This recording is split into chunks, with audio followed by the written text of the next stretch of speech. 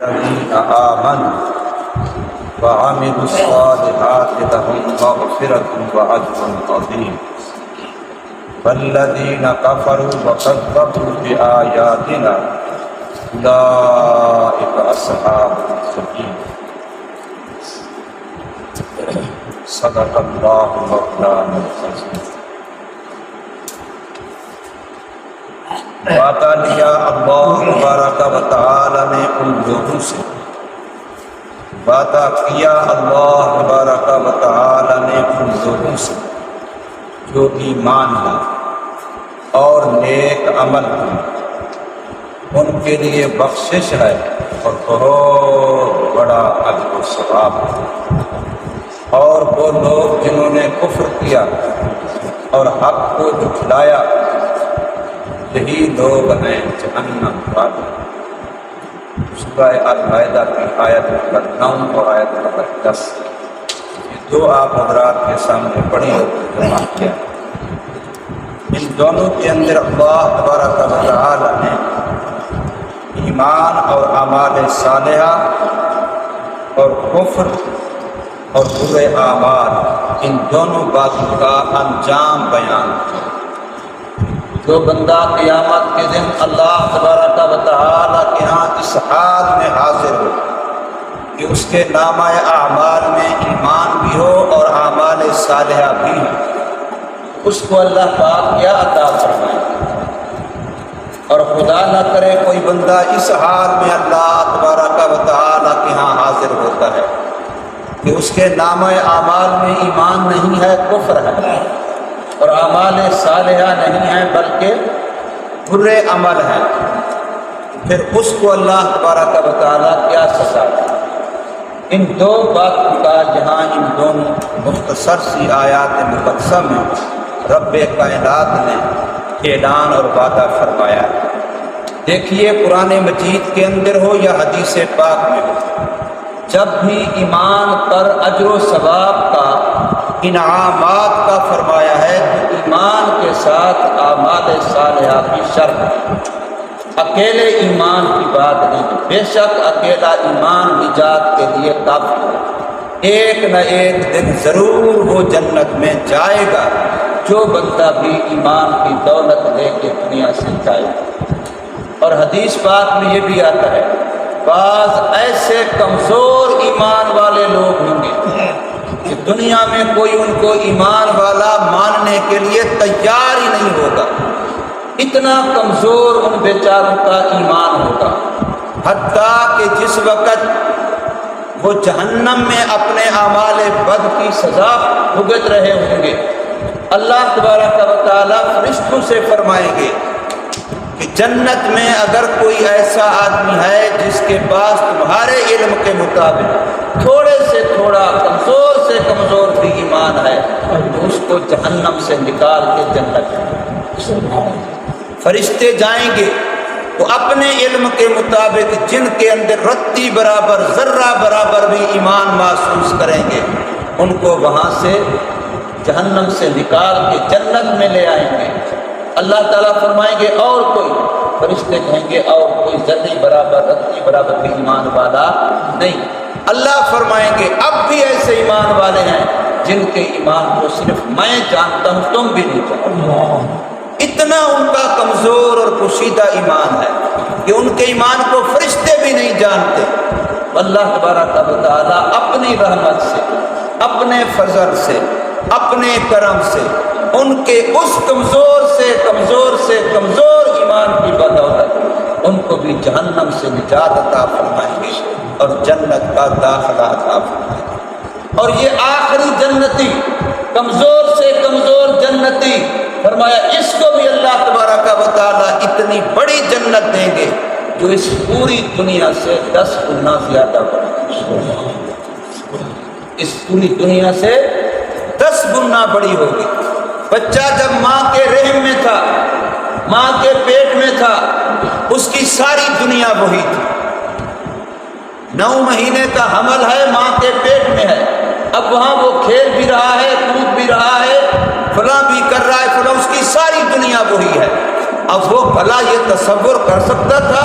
کہ میں باہر جب دنیا میں جاؤں گا بڑی دنیا ہوگی، اتنا بڑی زمین ہوگی، اتنے بڑے فلاں ہوگا، بڑا فلاں، اس کے تصور میں نہیں تھا۔ اگر کوئی اس کو وہاں یہ کہتا تو کہتا میں وہاں کیا کرنا، اتنی بڑی دنیا بے وقوفی، تو کیسی بات ہے، میری ضرورت ہی نہیں ہے، مجھے تو یہی بڑی بات ہے۔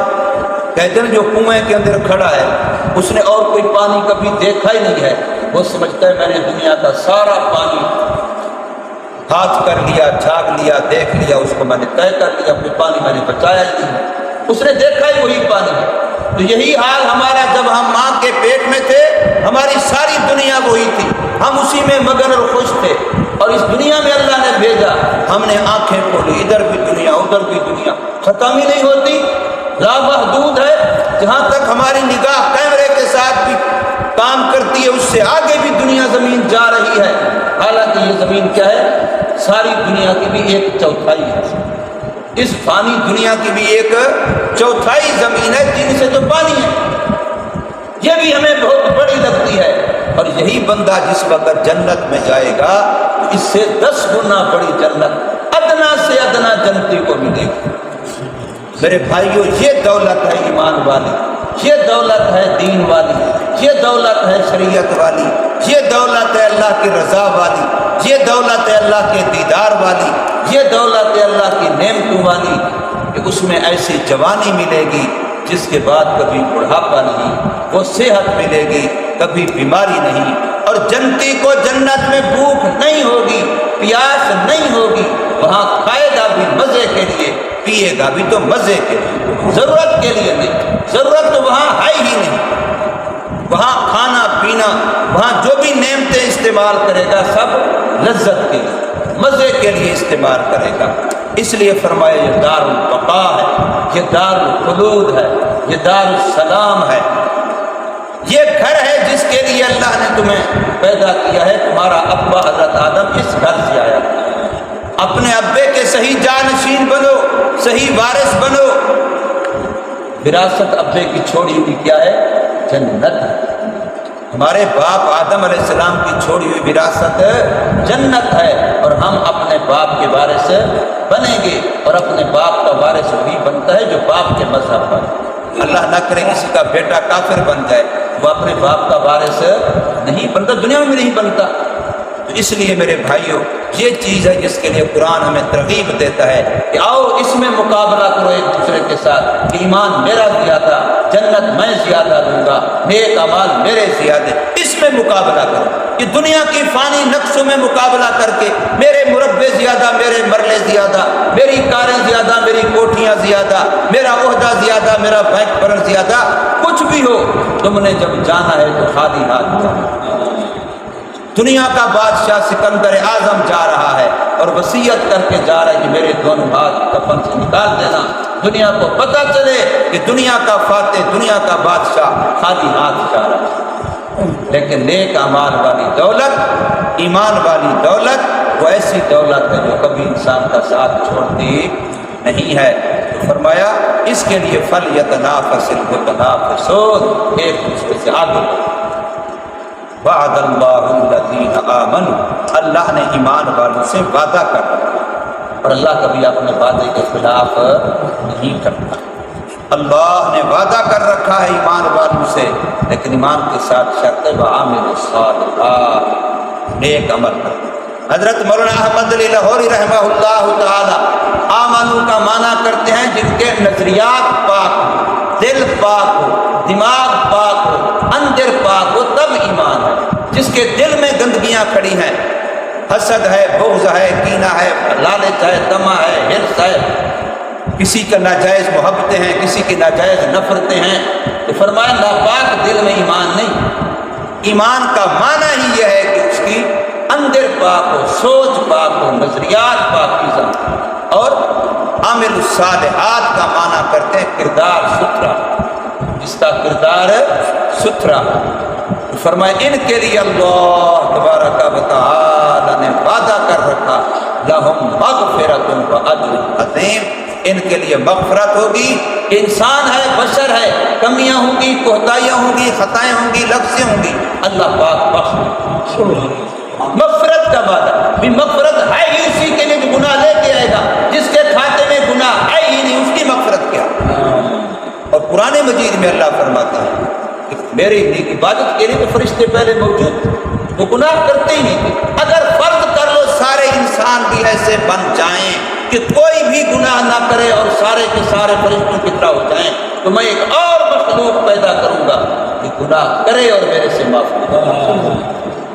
میری عطا کا، میری مغفرت کا، میرے عفو و درگزر کا اظہار ہی تب ہوگا۔ میں معاف کرنے والا ہوں کس کو؟ جس نے غلطی کی نہیں ہے،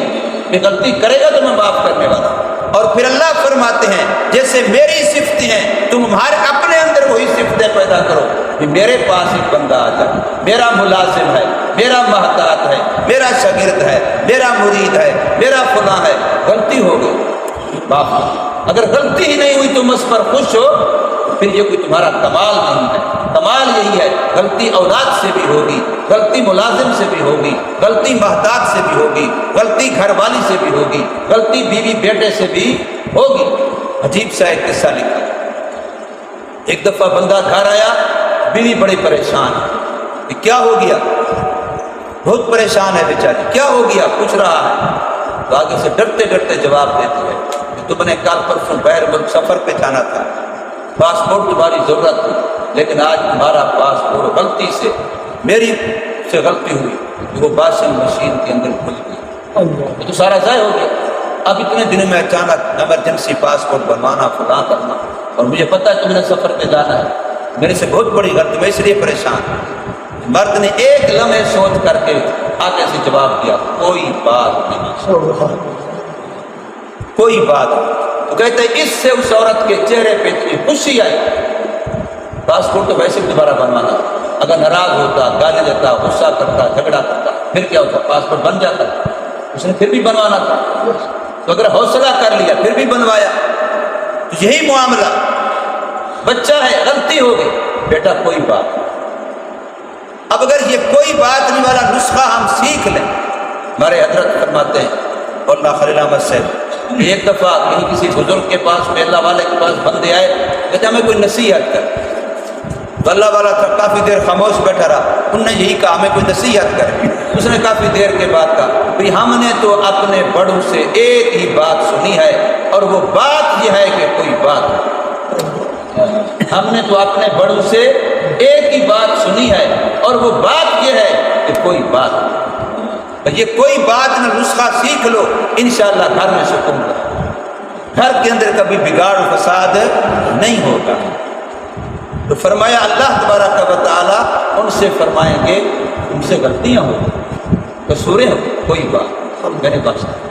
مغفرت کا معنی یہی ہے، اگر اللہ میرے گناہ پہ گرفت کرے تو مغفرت تو یہ اللہ فرمائیں گے کوئی بات، میرا بندہ ہے، میرا بندہ ہے۔ اور اللہ تبارک و تعالیٰ اپنے ان بندوں سے فرما دیں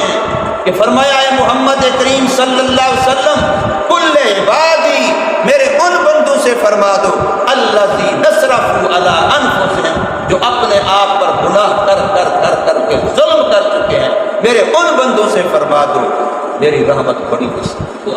لا تقنطوا من رحمت اللہ، میری رحمت سے نا امید نہ ہونا، تمہارے گناہ بہت بڑے ہیں، بڑی فہرست ہے، بڑی لسٹ ہے، بڑا تمہارے یہاں گناہوں کی اہمیت ہے، لیکن میری رحمت کے مقابلے میں وہ ایک تن کا بھی نہیں،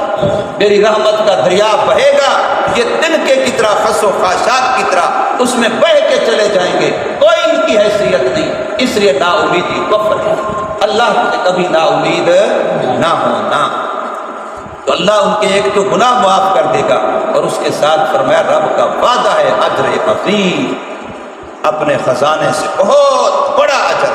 جس کو اللہ خود بڑا کہے وہ کتنا بڑا ہوتا ہے۔ میں اور آپ تو چھوٹی سی چیز کو بڑا سمجھ لیتے ہیں، لیکن جس کو اکبر ذات بڑا کہے وہ کتنا بڑا اجر و ثواب ہوگا۔ اور فرمایا والذین کفروا، اور وہ لوگ جو کفر لے کے آئیں گے، وکذبوا، اور حق کو جھٹلایا ہوگا، شریعت کے احکامات کو جھٹلایا ہوگا، پیغمبر صلی اللہ علیہ وسلم کی سنتوں کو جھٹلایا ہوگا، جو اللہ کے بندے اس طرح کے کمزوریاں لے کے آئیں گے، بے آیاتنا، ہماری آیتوں کو، ہمارے دیے ہوئے پیغمبروں کے معجزات کو، قدرت کی نشانیوں کو، قرآن مجید کے بتائے ہوئے احکامات کو، جن لوگوں نے جھٹلایا ہوگا ان کے لیے بھی اللہ کا یہ وعدہ ہے کہ اولئک اصحاب الجحیم، یہ لوگ جہنم۔ اللہ ہمیں کفر سے بچائے اور حق کی تہذیب سے بچائے، حق کو جھٹلانے سے بچائے، ہمیشہ اہل حق کا ساتھ نصیب فرمائے، حق کے ساتھ، حق والوں کے ساتھ، اور حق سے محبت نصیب فرمائے۔ اللہ تبارک و تعالیٰ توفیق عمل